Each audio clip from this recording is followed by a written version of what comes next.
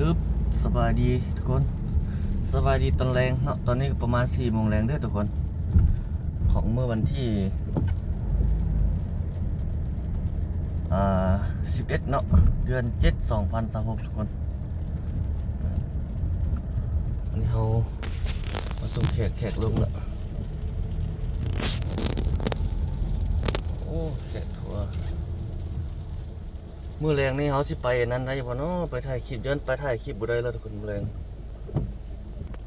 แขกทัวร์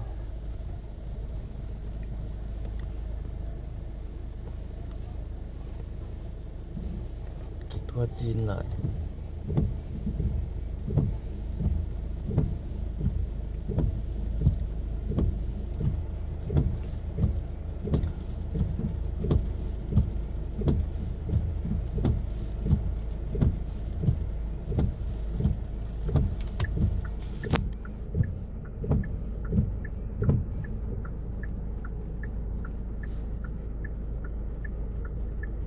แล้วย่างมาขึ้นรถอยู่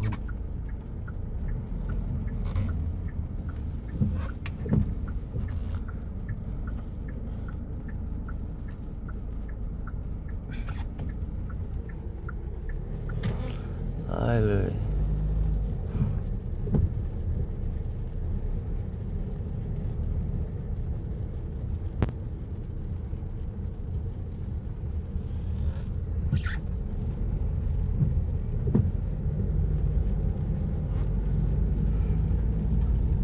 บรรยากาศสดทุกคน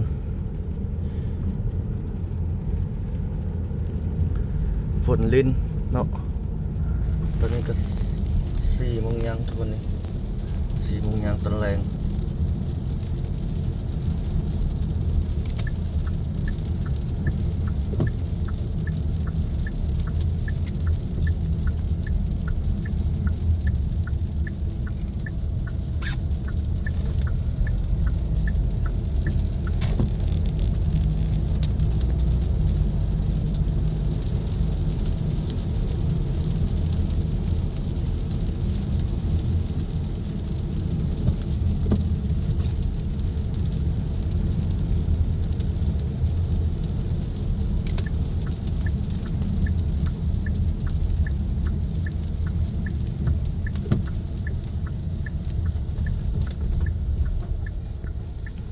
จอดไฟแดง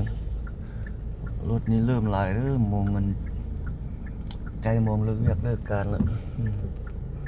โอ้ฝนตกในคลาวนี่ไปปลูกข้างเลยเนาะต้นไม้ต้นอย่าง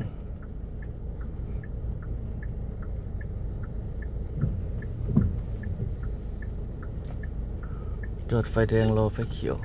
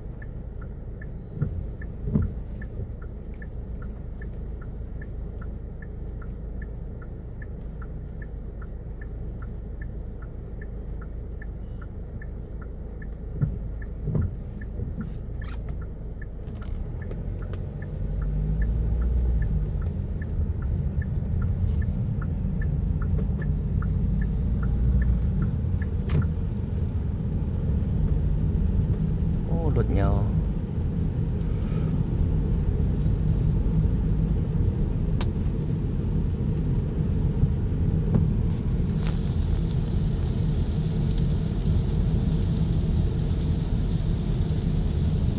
ตัวนี้นี่เขาโดนม้างทับหมดเลยเงินเดินสวรรค์หลังเก่าน่าจะเห็นใหม่เนาะ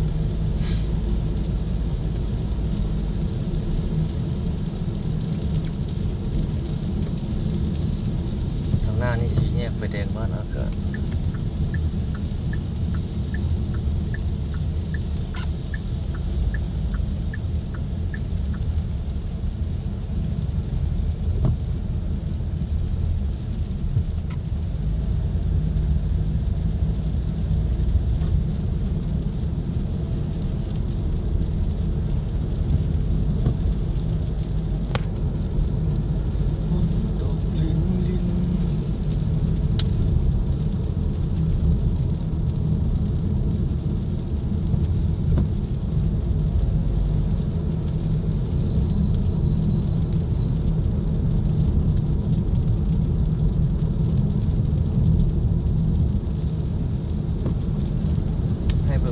สด ในมือฝนตกเนาะ